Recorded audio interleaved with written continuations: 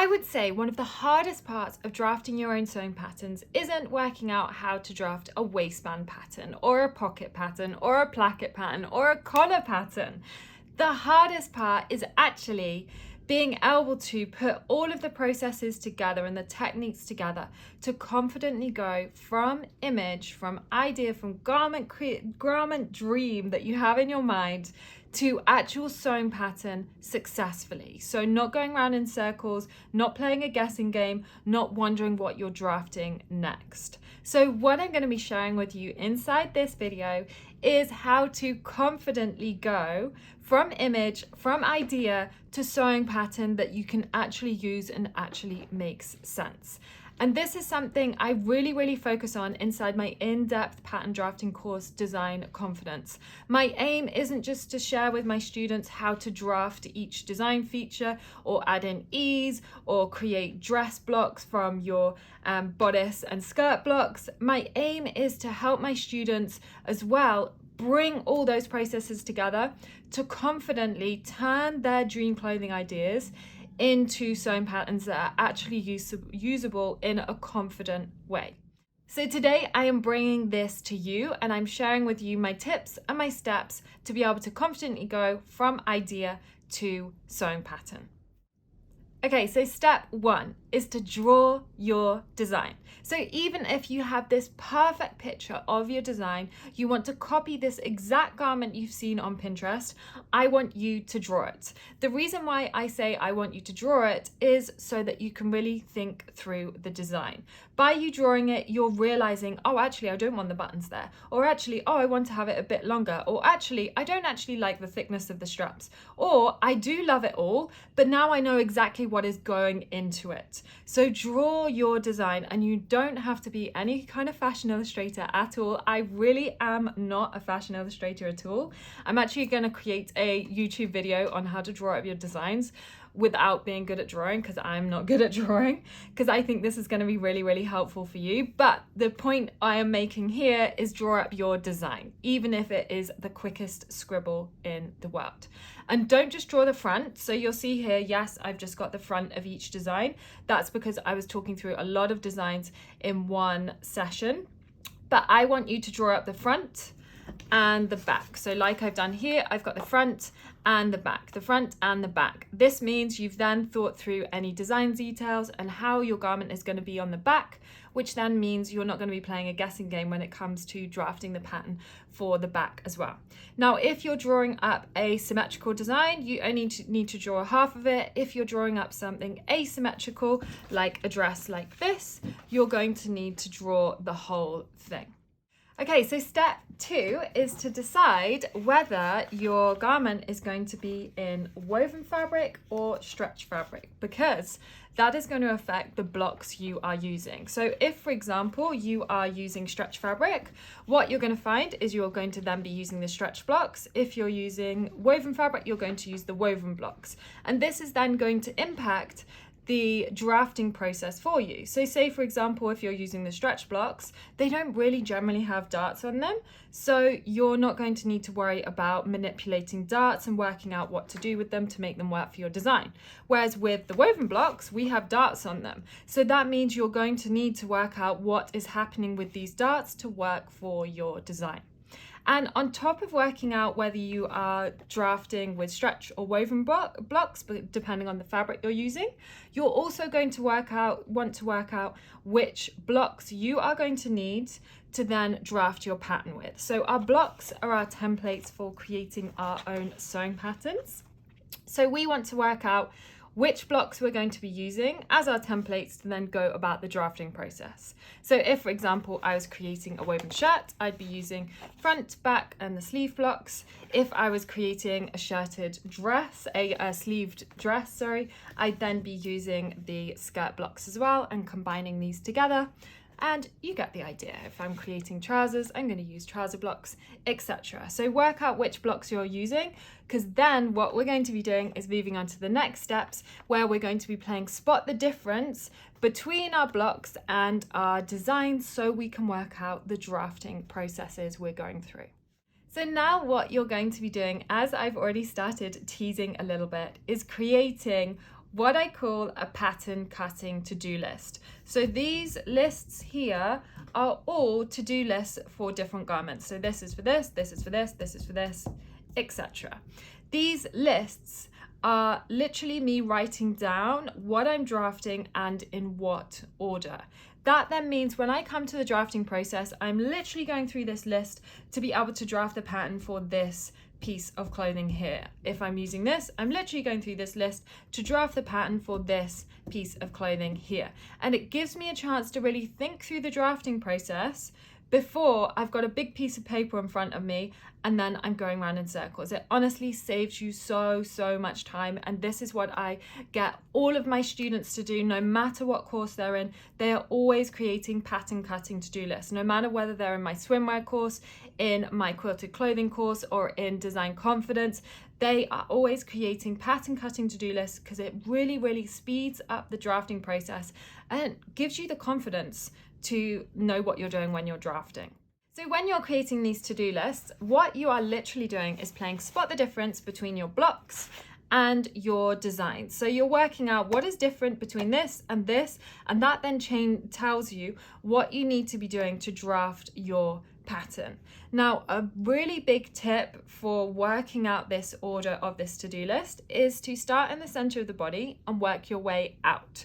So for example, if I was creating a shirt design, I'd be using these blocks here, and I would be starting in the middle and working my way out. So that means starting in the bust area and working my way out. So I'd work out what's going on with this dart first, and then I'd be working my way out. And the reason for that is because whatever we change over here can affect what's going on over here. So if I start in the middle rather than start over here, I'm going to find that I make sure to change things that are affected. So if, for example, I added in ease here, then that would shift over this. If I added it in here, it would shift over this. So things tend to shift outwards, downwards, and upwards, rather than, or normally downwards, to be honest, because of gravity. So if we start in the middle and work our way out, we're going to find that we're not missing things as much, and the drafting process is a lot smoother.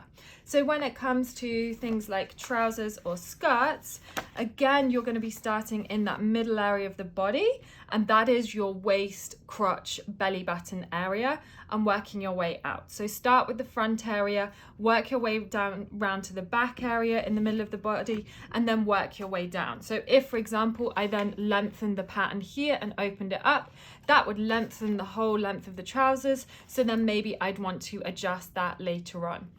So start in the middle, work your way out, downwards, upwards. So now we get on to step 3. So step 1 was drawing out your design front and back. Step 2 was deciding your blocks. Now step 3, we're getting into drafting this to-do list. And the first thing you want to be doing to work out the first few steps of your to-do lists is to work out how you are going to go from your blocks to the silhouettes you have for your design. So what is different between the blocks and your design? So this means you're looking at things like ease, length, and you are also looking at what is going on with these darts as well. So at this point, you want to be working out how you're going to incorporate your darts. Doesn't matter whether it's these darts, the darts on the skirts, or the trousers.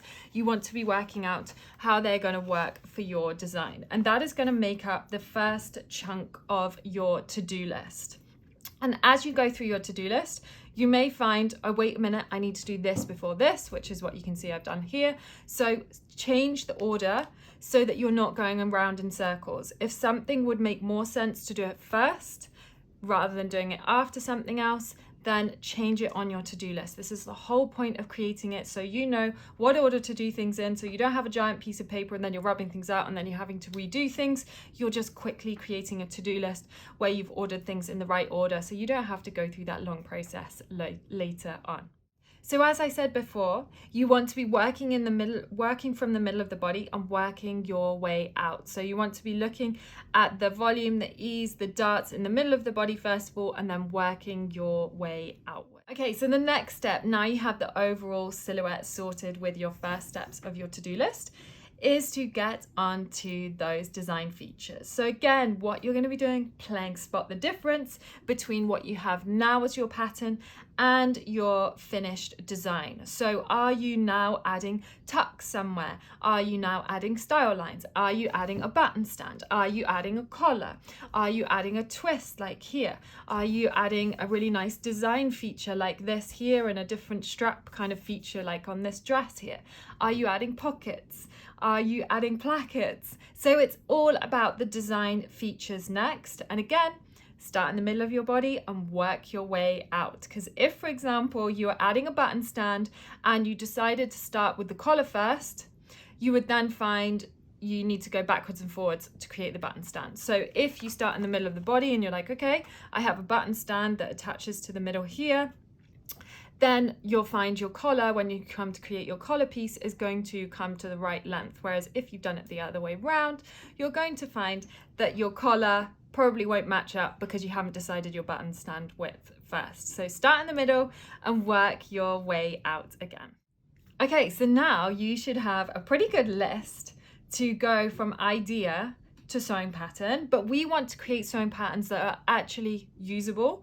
And that means adding on our seam and hem allowances and also adding on our annotations. So the next step is to add on your hem and seam allowances. You always want to be adding these last, and these are never included in any blocks because otherwise they can get in the way of the rest of our drafting process. So they're always added last. So add your hem and seam allowances, and I have a free ebook which I'll link below, where I have a hem and seam allowance guide inside. So you can check that out if you're not sure how much hem and seam allowances to add for what finishes or what fabrics, etc.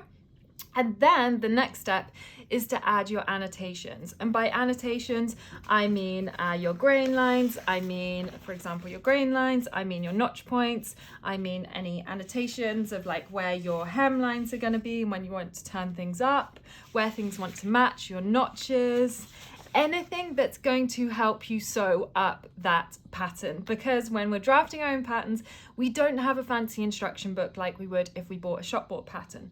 We have the instructions on our patterns. So write all that information on there. You'll be grateful of it later on, I promise. So write on as much as is going to be necessary for you to confidently sew up that garment.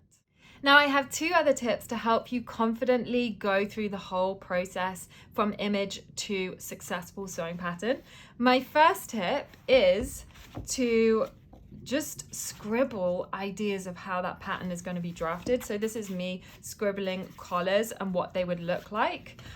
And then here you'll see this is me creating a pair of trousers for my son. I'm literally just scribbling all the pattern pieces that are going to make up this pair of trousers. I think I have the same for this banana pair of trousers that I created here. Yes, so here's my pattern. This is half scale, and this actually you'll understand why I say half scale in a minute, because that's my next tip. So here I've literally drawn the pattern piece, I've drawn the pocket, and I've drawn the waistband. I've just drawn all the pieces I'll need to make up the pattern for the pair of trousers I'm designing. It just means I think through the process in a really quick and easy way. So it helps me bring to life in an illustrative way that pattern cutting to-do list. So here's my pattern cutting to-do list, and here's my quick illustration of what those pattern pieces are going to look like. So this brings me nicely on to my other tip, which is to draft your patterns in half scale. First of all, if you don't have an idea as to whether they are going to confidently turn into the design you have created. And again, this is something I always recommend for my students. I always recommend create things in half scale. So this is my half scale pattern. And when I am creating in half scale, I'm not always creating everything. So for example, this final pair of trousers has a fly front on it. It has a button and all those kind of things.